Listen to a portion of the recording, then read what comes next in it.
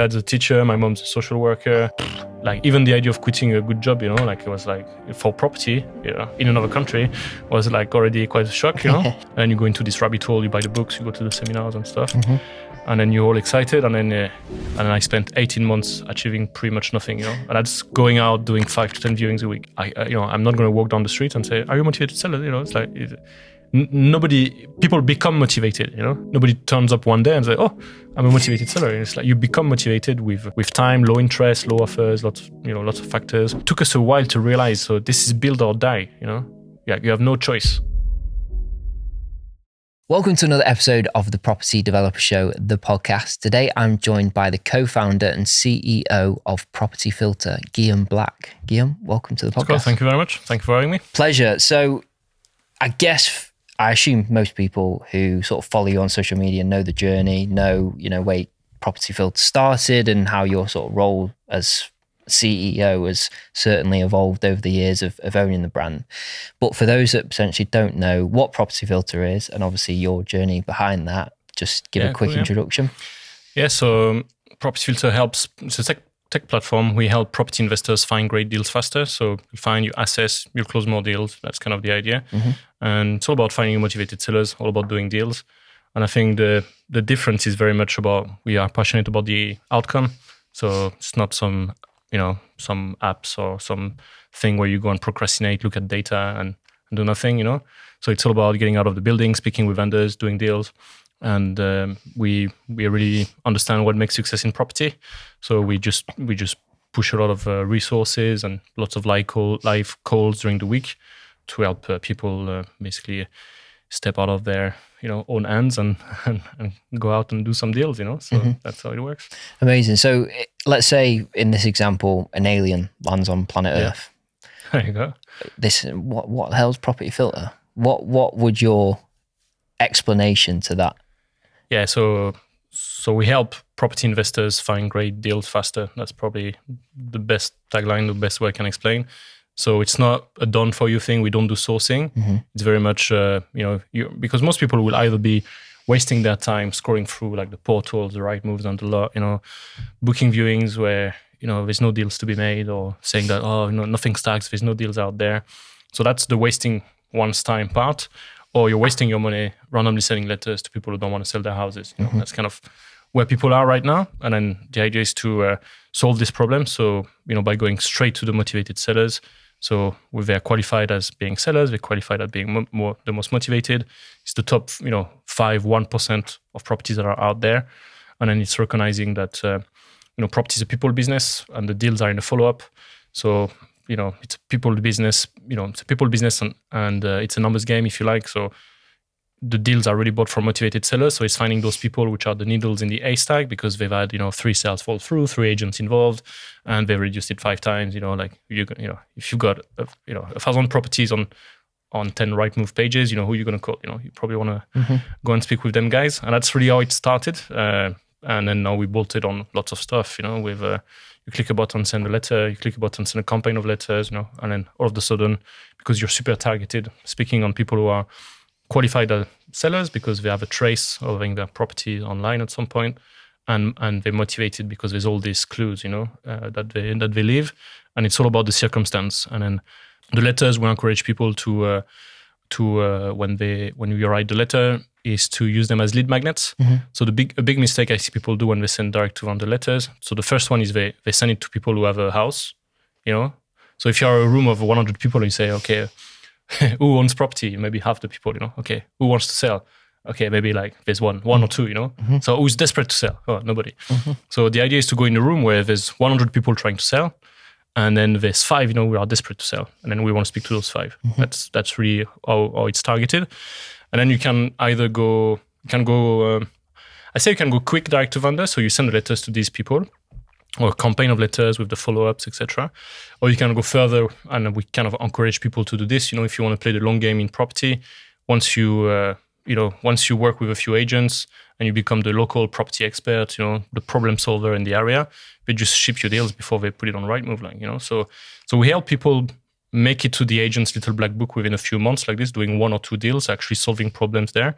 And then they don't so much use the the lead generation part of Property Filter, but all the CRM at the end, follow up with the agent, follow up with the vendors, or the letters still, etc. Then you can go quick as well. If you want to do a quick deal, just send the letters, click a button, send a few, all campaign of letters works really, really well. And they convert super well because you don't pay for the letter being sent. It's not the commodity of sending letters. You pay for our targeted VR. And when I say you pay, it's less than £1 a letter, So it's, but the value, is very much in the targeted approach, Yeah. So in a very straightforward way, you literally pull in all the data from the portals. Yeah. You put it in one place for someone like myself to come along, look at the platform, go, right, that's a deal, send them a letter. And like you saying, get into a room with 100 buyers, of which 5% of them might want to sell quickly, and they're the ones that your software ultimately pulls out and says, right, let's target these individuals. So the way it started, if so you might have noticed from now, if you've not heard me speak before, like I'm not quite from Liverpool or not quite from around here, right? Yeah. So I started in property in France some years ago. I used to build bridges and stuff, be an expat, and then I would put my money into property in France. And then I moved in this country in 2016. And then it took me a couple of years to get my head around the fact that I might stay a bit longer. And then, so what am I going to do with this pound? It was just after Brexit, the value of the currency tanked. And I'm not going to, I have to keep this shit now, Yeah. And so it's like, where do you put it? Well, I used to do property. I like property. How does it work here? And then you go, oh, wow, interest mortgage only. That's quite interesting. So actually, it can cash flow positively, which we don't have this in Europe. And then second thing was like refinance. So it's like, can I add value, pull some money out? So in France, you can buy back some debt, but you can't raise more equity than you have, Or if you inherited your house from your nan, it's like you can't put debt on it, It doesn't really work like this mortgage system. Yeah. So all of a sudden, this BRR thing is unlocked, and I'm like, I've got a background in construction. I'm passionate about concrete stuff, I've done property before. Like, I want to know more, And then you go into this rabbit hole, you buy the books, you go to the seminars and stuff. And then you're all excited. And then I spent 18 months achieving pretty much nothing, And that's going out, doing 5 to 10 viewings a week, Randomly booking viewings based on the pictures, the layout. We wanted to do HMO conversions. And then you go through this thing where it's like, nothing stacks. There's no deals out there. You go from this uninformed optimism to this informed pessimism, if you like, And this is where there's always a time. Everybody goes through this.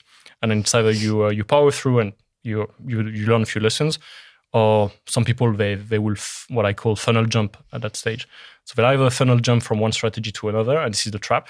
So you don't really understand why you do, why is it that you're doing property for, and then you find yourself, learning about commercial tourism and learning about this and learning about that. And then the worst is when people after a while they just go to crypto seems good, stocks and shares and then it's like you need to pick one thing, and just go for it. Like they find the procrastinations in different things. Yeah, and what is sad is I see people they learn. They don't come into this industry to come and procrastinate. They come full of, like there's something happened, they're crying on their way to work or something happened, like they had like a family tragedy or some sort. Something happened and there's like, okay, there's got to be more to my life, there's got to be something more. And then they get interested in property, they go to the, they buy the books, they go to seminars, and then because it's a bit overwhelming, there's lots you could do and there's so many ways you can make it work, and people don't give themselves enough longevity to go from one thing to another, I find.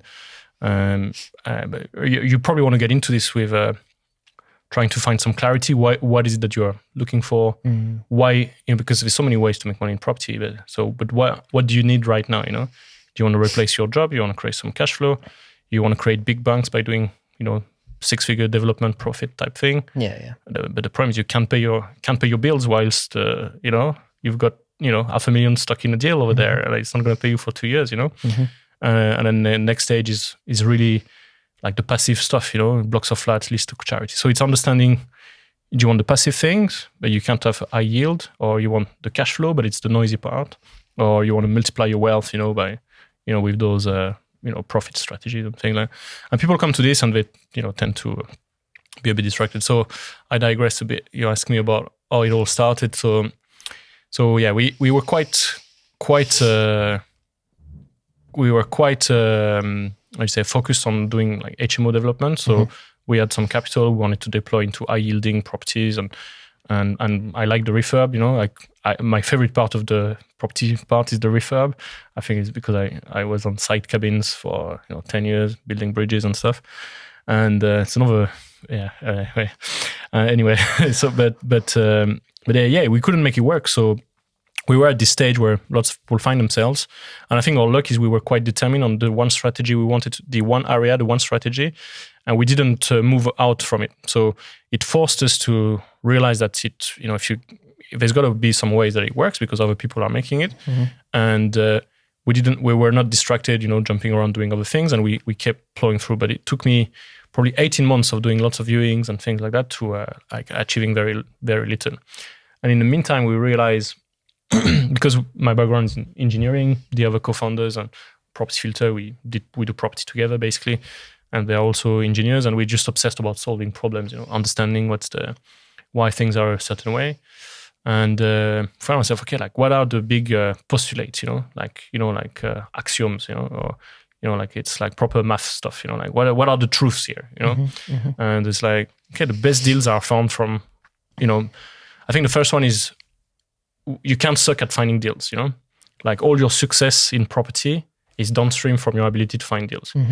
You can maybe buy a few deals from a few sources, but then you can't go endlessly if you're not good at finding deals. You'll be stuck by your lack of capital resources very quickly.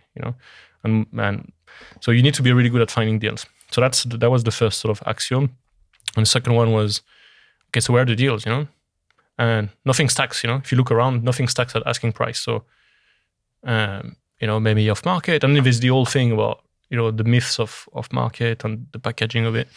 But the reality is the best deals are bought from people who need to sell. So it's where you come with, in a place where you are a problem solver, you solve someone's problem and you create some value around that. When you create, all deals are created, and it's very much around, I find, it's solving someone's problem, solving a property problem, and it's very much a people business in a way that people find themselves in a difficult situation and they need property experts basically to sort them out, and this is where the value is created. So people call them, could call this like finding deals from motivated sellers. Okay, so we want to be really good at finding deals. The deals are bought from motivated sellers, but equally, I'm not going to walk down the street and say, "Are you a motivated seller?" It's like. People become motivated, nobody turns up one day and say, "Oh, I'm a motivated seller." It's like you become motivated with time, low interest, low offers, lots of factors, and the circumstance to start with. But usually people are delusional for a while before they start to be like, okay, I'm losing 20K on that bridge since 1 year. I got to sort this out. Like I can't be keeping this deal. So it takes a while, and most people, most sellers, they would probably be better off cutting their losses earlier, sometimes, but it's just human nature. So the deals are therefore in the follow-up. So time is your best ally, and then like the media, the whole environment around, like you just use this in your negotiation. Let the whole environment, the media, and time do the negotiation for you, and all you need to do is follow up. So we came with these principles, and a bit randomly, the brother of my best mate, who is my best man, and Florian. And we started to do property together in this country.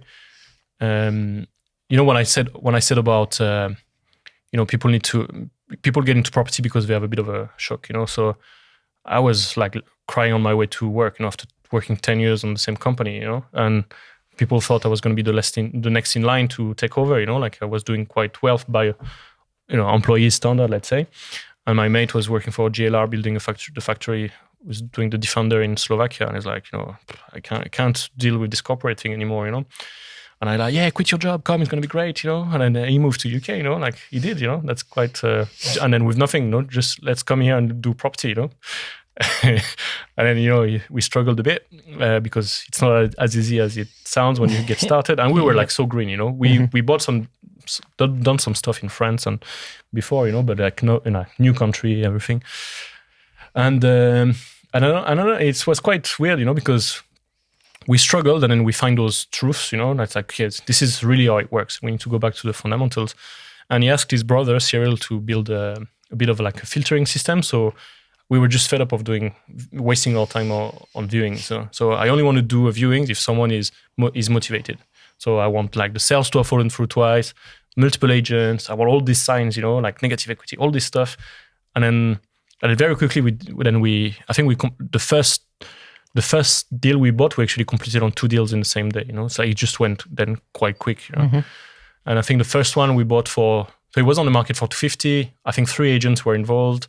We were in direct to the vendor. The guy was such a bully. The agents, they don't even, when you've got more than 2 agents, they're not really incentivized anyway. So if there's a point of no return where there's multiple agents involved, where it's a vendor problem, which is blaming all the world, and it's just going to be that type of person, right? So, and then it's not the agent's fault, and, but then like there's a situation. So all these signs point you to, let's go and have a look. What's the situation there? Yeah. And then I think he had a couple of sales, 2 sales fall through, and he reduced the price twice. I think it was listed at 250 or I don't know 240 or something, reduced to 240 at the end or something. We bought it for 173. We turned it to 6-bed HMO, and that was the first deal. And then we went on, just did a few of these, so that was how we started. But the whole thing started with like, I can't be wasting my time turning up at viewings where nobody wants to do a deal. It just about it was all about filtering to go straight to the motivated sellers, to go what we called, so people who might be motivated and understanding what's the story, and then you create the deals from there. And it took us, people think, then we didn't meet with the guy and agree a deal, like it took like 6 months of follow up, So it validated all these actions and learnings, if you like, so. Yeah, the best leads are identified with the motivated seller, and then we follow up with the guy. I think we increased the offer from 170 to the 173 to pay for his legals and a few things. But that was it. So then it's like, hey, this is it. And it was quite a contrarian truth, because it was at the time, like there's no deals on the market. You got to go direct to vendor, and it's like, well, it's 92% of sales happen through agents. So. If you want quick wins, low-hanging fruits, and you want to qualify, if you're looking for motivated sellers, the clue's in the name, right? So you're looking for the sellers that are motivated. So where are the sellers? The majority have been on the market. So it's not to say they are now, but they have been in a way that maybe it's delisted or, it's all subject to contracts in 6 months or whatever. But they left a trace there. And then amongst these are the ones where there are all these clues, that tell us that they might be motivated. And then we started to do basically 10 times fewer viewings, sending 10 times fewer letters, but we had 10 times more interesting conversations, And then it's just there. It's one of those businesses that kind of happened organically then. It was kind of like, this is a problem that we face. What's the solution for us? And then obviously it's evolved into what it's become today. Yeah, and we've learned so much from it, because we were so immature, So, when you start in property, you join some courses and community and stuff, and we had our mates, because we started to get some awards, like Property Entrepreneur of the Year in 2021 and a few other things. When we started, everything happened quite quick. And so people were like, oh, what's the secret? Give us can I have the software? And we were so immature. It's like, well, build your own. Like, why are you asking me? And really, and it took us probably 2 years of really understanding that. So we built a very basic thing basically, and it was just for us, So like it was very clunky, like it was just about filtering, so 10 times for viewings and things like that. And then just our property friends, at this inner circle, we were, just ask about it, and then wanted to see it, and in a way we started to be actually quite. It was quite interesting to start to show it to people and get people reaction and feedback, and it was like, oh, they want to pay for this thing, and we were miles away from being tech entrepreneurs, if you think like my dad's a teacher, my mom's a social worker, like even the idea of quitting a good job, it was like for property, in another country was like already quite a shock, and then we had to learn to be, full-fledged entrepreneur in the tech sector of some sort. So how have you sort of found that adjustment then? I think there is a point where the pain of, of the status quo or keeping what you're doing is stronger than, the risk or the fears of doing something new. And weirdly, I worked for this it's a really good company. It's very competitive actually to get in, because they're doing some cool jobs and things in their industry. And I was doing really well in there as well. And by all standards, great. But I used to be actually building shit, you turn up, there's a hole, and you leave, there's a big bridge, and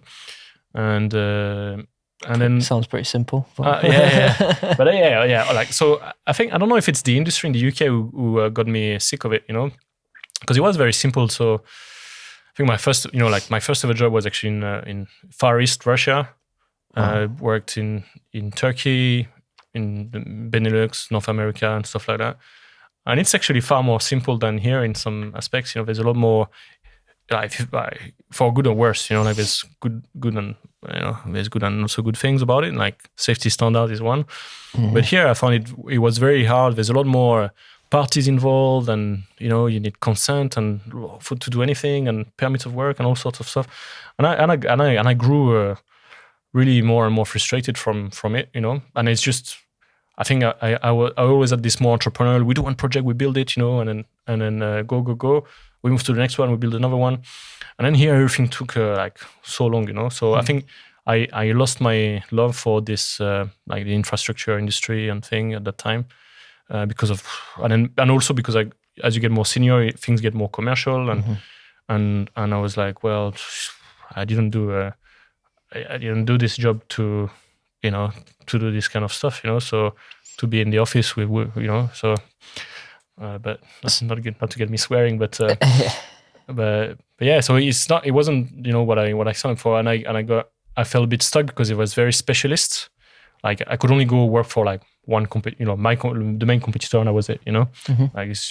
So very, very specialist, and then So what sort of skills did you sort of bring from that sector into what you're doing now? Because obviously you're kind of, from what I understand, your role within the business seems to be more the business development, getting the brand out there, doing podcasts, doing exhibitions. So how have you sort of adjusted into that way of life? Yeah, so I think people have different types of leaderships and things like that. So for example, I did the same degree as my best man and co-founder, Florian, but he's much more of the systems guy, back-end organizer.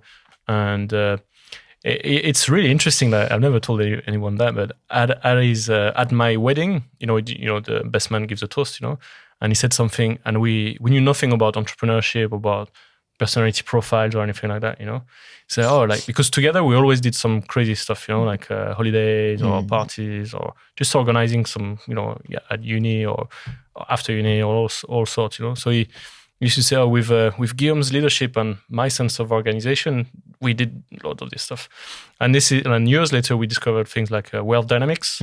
So, and it's okay, he's the system guy, I'm the people guy, in a way that I will attract the people to come together. I will in some way shine the light on what the guys have done. And if you look at my previous job, it was very much, for me, it was all about this people journey, together we're going to build this world record bridge thing, and then I was very much, more of a people guy, that. Yeah. And I think what's been really great about this, this entrepreneurial thing is being able to work in flow. So I think be a lot more self-aware about what is it that gives you energy, what is it that exhausts you, and what is it that what comes easy to you, and then just do this, and then work with other people which have got similar values to you, work ethics to you, but then complementary skills. They can excel at their stuff, everybody excel at their things, And certainly Florian and I is very special because there's a very healthy confrontation. The truth is somewhere in between, I'm optimist, and it's gonna be great. We're running out of money next month, but no worries, it's gonna be fine. And he's can't sleep. There's a super stressed and methodic. And the truth is always in the middle. And I think it's very we're quite lucky with that. So I wish this to everyone to really understand themselves in terms of what is it that makes them in flow, and make what comes easy, and then find people with, I think, similar values, aspiration, and importantly, the work ethics that are complementary and are also self-aware and also on this sort of, development, self-development journey in a way where you value growth, you value, taking risk in some ways and things like that. So how, from taking the idea from where obviously you guys were just using it yourself to then selling it to a few of your investor friends that were kind of interested in the software, to then raising capital to get it to sort of where it is today, and that obviously that continued growth, what, I suppose, has sort of gone into that process from your perspective? Yeah, there's been a very long maturing journey, like for us, like we had to grow. Because how long is that time period? I think we incorporated in 2021, so that would be 3 years ago. Yeah. So we would have, first line of code would be in 2019, where we just for ourselves. Yeah. And then I think we gave it to a few friends, 2020, 2021. And 2021, I think, 2021. And then they started to do quite well, find their own deals and like shit, and they're like, oh, can you do this? Could you build that? Yeah. At the start, again, we were like, well, no, like it's my stuff, Yeah. And it took us a while to understand we were sitting on an opportunity, and I think most people are sitting on a mountain of value like this, and they don't realize because, the green is always greener on the other side, and they think new is always better. And if people can, there's something about everyone that is quite unique, and that the marketplace is craving, and then I think it's the whole thing about self-realization and things like that. And there's a lot to be said actually about,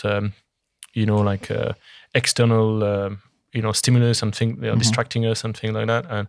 And there's very much, I wish to everyone to be able to have the time to reflect a bit on what they really want from life and what puts them in flow. And then all of these things, can build, like just looking at the mountain of value they're sitting on. It took us years, basically. We had this tool, we used it for ourselves very, very maturely, wouldn't give it away. And then just organically, people were giving feedback. And I was like, oh, maybe there's something, and I guess for us, it was like, oh, new is better at that time. So, let's try to make this work, And then we were totally delusional when we started. It was like, yeah, we're going to get a few hundred members, 300 customers, and, it's going to give us a few 100,000, turnover every year, and then we're set for life, It's like, it's bloody tech, like you can only have 6 months ahead of being disrupted and destroyed, So it took us a while to realize, so this is build or die, Yeah, you have no choice.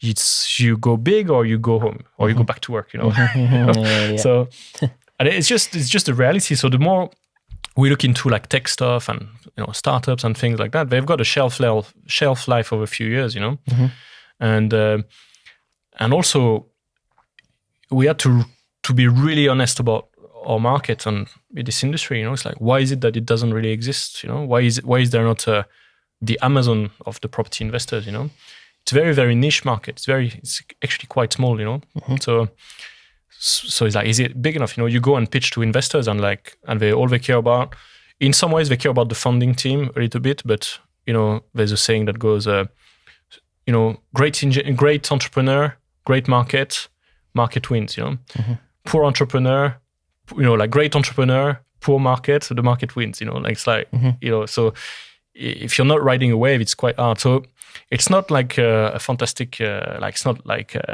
some great new things, like social media or whatever, like new things. And so it's kind of it took us a while to realize, it could work. And then the only way we managed to make it work is to really embed it with the community. So as a product on its own, nobody cares enough, it's never going to, be big enough. So that's kind of been how we approached it. So how can, this has to be the Amazon of our place.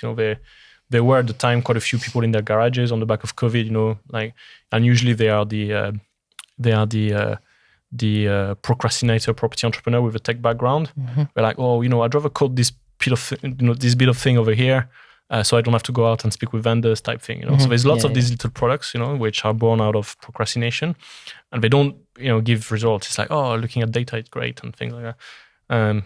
So I think what's unique is we build it with the passion for the outcome, the doing deals, then property people business, it's a numbers game. We sit on more data than some of the big portals out there. And I'm the first one to tell you, don't follow the data. The data will give you an average performance of an area. you don't want to buy average performing deals, you want above performing deals. And it goes back to the axioms, of property to people business, buy from motivated sellers, and then you create the deals in the follow-up and all of that. So all of this is baked in. So there's a methodology that is layered on top, and which we are quite, we're quite militant about it. And then the ones who follow the blueprint, like they fly, So this is how like some guy actually around here, Phil and Tim, they've done 30 HMOs in 18 months, like wow, just following the principles, but like very, very religiously, And so yeah, people do like double-digit deals in a year. It's quite common. Everybody can do a deal a year at least. They're only limited by their own, their own ambitions or their own, like resources, or the idea they have of their resources, or the fear they have of actually speaking with people. But it's a lot of the work we're trying to do with our members in the live calls we run. So we don't do property education. So that's not really our sector. But very much on like this is the blueprint. Look at all these people who followed it and it worked. Like I know it's scary to go and put an offer and it's going to be rejected, but like this is it. Like this is the game. Yeah. So that's it. Absolutely. Makes sense. So I guess it's been an evolutionary thing, really. It's been from, kind of thinking, this is our software, get your own software, crazy, to obviously today where you're sharing that software with pretty much anyone within the sector that knows how to use the tool. So I guess the difference between the first bit of code to what you guys are doing now, because I know you mentioned whether it was on the podcast or off the podcast, that you've got a few more products now that you're adding on to the property filter stuff. What do they sort of look like? Yeah. So we, in this build or die mentality, you need to build it enough to have 10 customers. Then you need to build it enough to have 100. Then you need to build it to 1,000. So, and then the infrastructure you evolve, it just evolves over time. So we're constantly sort of rebuilding the backend. So that's the hidden part of the iceberg. Nobody really cares about, but there's this huge, I know everything that goes into it. So I know no one can really compete with me with us. I know all the problems you need to have, all the problems you need to solve to get 10 customers, 100 customers, 200, 500, 1,000, 1,500 customers. So I know all these, it's like this, I forgot how it's called. You have these big filters, like for civilizations. I can't remember. It's like some planetology stuff about, anyway, I can't remember. Not my bag, that isn't, I'm afraid. I can't remember the name. It's like those big, basically there's those big filters in civilization where it's like, why is it that is only us? Are there more? Okay. But actually there's those big filters where you need to pass some huge milestones, and most people can't. That's there's a similar thing. There's a similar thing here. So yeah, there's lots happening constantly over there. And then feature, like what the members play with is, I think I've shared this before. Like it's been an incredible fast journey, and it's been really, really exciting and exhausting. But it's not so much what we've earned, but it's very much been what we've learned. Mm-hmm. And like if I knew what is the stuff I know now when we first started, first of all, I wouldn't tell my mates to go and build their own. But if you extrapolate with all the thousands of things we've learned, we know what works. We know what works. We've got 1,500 plus members at the time we're recording this. So by the time you see it, even more probably. Well, hopefully, yeah. But doing deals up and on the country, and nothing can really beat the power of the community of the members behind Property Filter. Like these are the most savvy and active investors in the country. Like people do from 1 to 30 deals or 50 deals a year.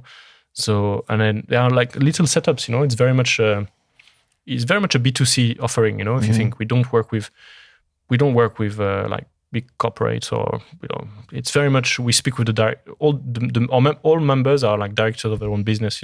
It's SME investors. Yeah. Essence, very much so. Yeah. So the moms and pops of property investing. So yeah. And so we get, and then we have a live chat which gets like 1,000 hits every week. People giving feedback and asking about certain things. We run 6 live calls a week. We speak with the customers all the time. We are at events all the time. At your show, which we do really, really well. And I think it's really been our strength now is that we have so much feedback and we are so close to the reality of the market. I think we had some good assumptions when we built it for ourselves, but now the product just outgrew these assumptions, just all these people doing deals, the way they structure their campaigns, and if anything is like, what's the ultimum letter delay between follow-ups on letters, all the way to like the one new strategies and weird things people do to make the deal works. Like it's really, really interesting. Then you bake it into the software and make it even easier for these people to do even better. And so I think the real positioning we are now is this, where we just get so much from our members, then we are just on this great place to be, where we just know exactly what works, and we just can't wait to. We can't build it fast enough, So everything goes into snowballing in a positive way, obviously. Yeah. And so if you think your question was around the functionalities and stuff, so at the base of everything, there is basically it's about lead generation, about finding the motivated sellers, and then the pipeline, which is basically your follow-up, your stages. So people will have different views. So when you're not so experienced, maybe you do a bit of due diligence, then you go on a viewing, then you put your offer in, and then you follow up. That's the basic thing. Then when you start to value your time and you get even more so comfortable with properties, you tend to make offers before viewings, and you do a lot more of these and things like that. And parallel to that runs all the letter campaigns. And with the letter campaign, people have got different approaches. So you can go show me all the most motivated, properties in all of Liverpool, So anything where sales fallen through, came back on the market, reduced, for example, or whatever criteria you want to have. Mm-hmm. And then just send this letter to all of them, maybe 1,000 letters. And so typically on 1,000 letter, you get 100 phone call.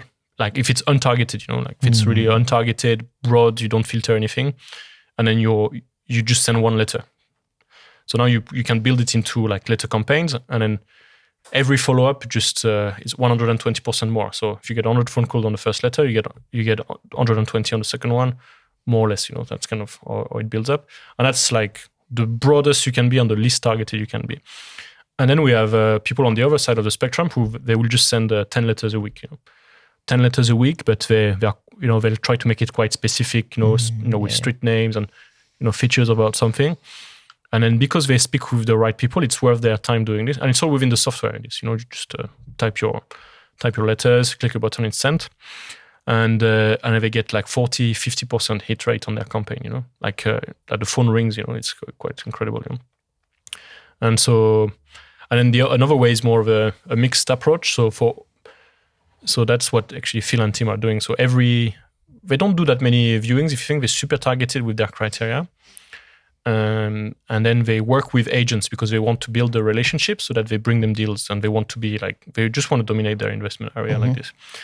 But every offer they put, they also put it through with the letter system, and so sometimes because the agents they don't want to deliver the bad news, sometimes, so they'll sit on an offer for a few days, and you don't know that, but some will do. Mm-hmm. And then the vendor gets the letter, and then the vendor has a conversation. It's like, and then it's like, so it just forces this conversation, and then things move forward like that. So that's kind of too extreme, and a different, like a hack in the middle, that we see people do, and it works really well. So from 10% per wave of your campaign, like the broadest you can be, to like 50% on the other side if you're a bit more targeted. Makes sense. And it just works really, really well. So. Yeah, just speak to people who.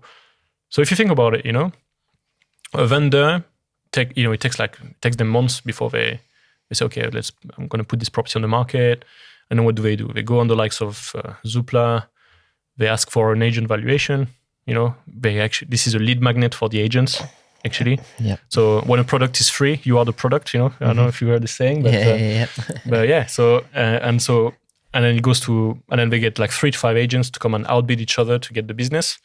And depending on how the vendor is, they'll be more responsive to, like the fair guy who's going to say, okay, really realistically for me to sell this, we need to price it like that. Or just be delusional and think, I want to go with the highest ones, and the majority goes with the highest one like that. Mm-hmm.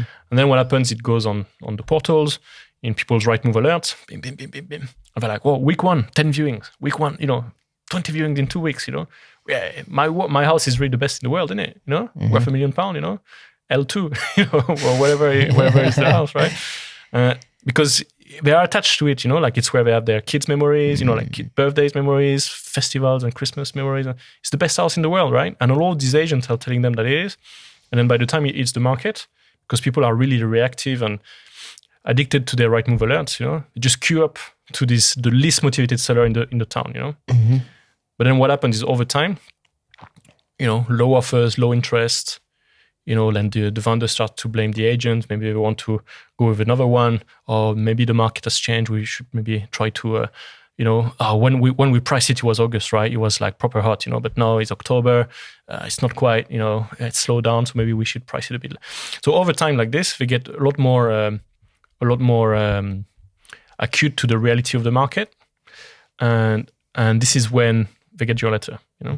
When they're pissed off with the first agent, they've delisted with them, they introduced a new one, and now they've dropped the price a couple of times, and they had one sale fall through with some so-called cash buyer who didn't have cash actually, and they're like, this is really hard, And then they get your letter, and then they want to talk now, But if you're just one of the first 10 idiots who are queuing at the viewings, when you first hit the market, like you're wasting your time. Yeah.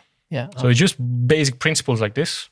And it's finding the needles in the haystacks and in a repeatable way. And it's why it works well. It's why we've got, 1,500 people using it. So if people want to find those needles in a haystack, where can they go to find more about the actual software and what Property Filter is? Yeah, have a look, propertyfilter.co.uk. In there, you can start free trial. When you start your free trial, so we don't have like a sales team, so when you start a free trial, we've got a customer success team that onboards you, give you a phone call, point you where the resources are. There's really short, really snap little videos that tell you how to set up different things. And then as you become a member, you get access to the live calls every week. And then you got the live chat, you can ask any question. And you'll be surprised how much human interaction you actually get in the chat or in the live calls, with me, the team, and on the other side. So, and then we just repeat the same principles, like I shared today, but it's like, what does it mean exactly for you? What does it mean in your area? And even at the start of the call, we talked about clarity and, this, like the value of despair, where, you move from this uninformed optimism to informed pessimism, like we help you there, these are questions people ask, and then we say, we help you with clarity because, like we have there's no contract in our system, it's like monthly subscription, or you can go yearly if you want. But there's no, like, we don't tie you in a yearly contract of some sort, like we know others do. Because for us, it's accountability. It's like, we want to be accountable to give you value each and every month. So, and we believe, and we know that the sooner we help you to get to your first deal, the sooner you want your second one, and the longer you're going to stay, So that's been the kind of tacit contract we've had with all our members, and then you can check out, what they have to say, like on the likes of Trustpilot and the likes. It's really been a really incredible journey so we started, like just build for ourselves and things, and then a bit reluctantly sharing it with other people, and now I think we talked about flow and things, and it's really been like the impact this has, because I got into property because I was crying on my commute to work, I got into property because, and Florian was the same, because something happened in the workplace, luckily for us, it wasn't like a tragic thing, where it was like, there's got to be better, of this life, and property is an incredible vehicle for this, given, if you're passionate enough about, like building homes and the fact that it's concrete, etc. And seeing that this is a catalyst and empowers people achieve their, like investment and life goals, and thanking us in some really moving ways is what gets me out of bed every morning, and what gets 35 of the team, out of bed every morning. And we crave the feedback, like we love, like the feedback and the interaction, because it's how we build and improve, and it's the engineering part over there. But equally, like all the reviews on Trustpilot, like we start the meetings with this, because the developers, we don't see this, like we're not necessarily property guys, we're just like coding and stuff. But it's like, look, like this is changing, like this is literally changing people's life. They got into property, they went from this, informed optimism, uninformed optimism, and then they were at this valley of despair maybe, and then all of a sudden this works for them, and they're so thankful for it. So that's really been like it's where we are at now. It's like we are on a mission to make property investment available for everyone, and we want to level up this whole property industry. We work in partnership with lots of educators. I think you should only buy a course of some sort with the guarantee of certainty you'll get some results. And that's really what we're trying to do, is like really push this industry in that way where, there's some accountability across, so. Amazing. Great stuff. Well, we'll put obviously a link in the bio, and obviously people can click and find out more on Property Filter. But it's been a pleasure to have you on today and hear thanks so much. The story and the insights to what goes on behind the scenes in a brief manner, I guess. Yeah. It'd be awesome to be here. Thanks so much. No, pleasure. Thank you very much to the listeners today. Hopefully you've got some more information on how you can find some deals in this, I suppose, competitive market. But Property Filter can help you stay ahead of other people, find those great deals, find those motivated sellers, and grow your portfolio, which is obviously what we're all probably listening to this podcast for. Thanks again for listening. Obviously, if you're listening to the audio version, please do leave a review. And if you're listening on YouTube, please do like and subscribe, as it does help the podcast. We'll see you again. Take care.